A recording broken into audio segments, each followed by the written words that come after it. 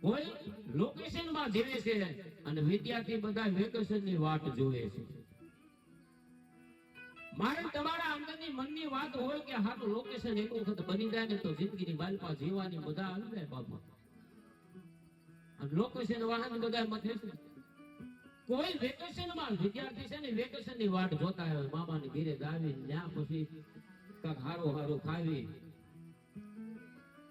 અને કોઈ નોકરિયાત હોય ને એ પાછો પેન્શન ની વાટ જોતા હોય, એ પેન્શન માં જીવે છે.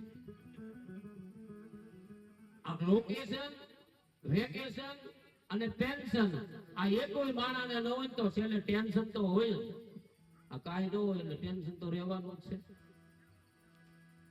વિચારેલું મળતું નથી, ગમતું હોય એ પણ મળતું નથી. વિચારેલું મળતું નથી, ગમતું હોય એ પણ મળતું નથી. મળે છે અને ગમે છે તો એ પાછું ટકતું નથી.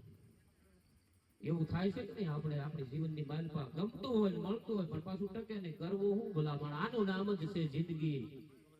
અજબ ગજબની રમત રમાડે છે આ જિંદગી, શિકારીને શિકાર બનાવી દે છે જિંદગી. અજબ ગજબની રમત રમાડે છે જિંદગી, શિકારીને શિકાર બનાવી દે છે જિંદગી. કારણ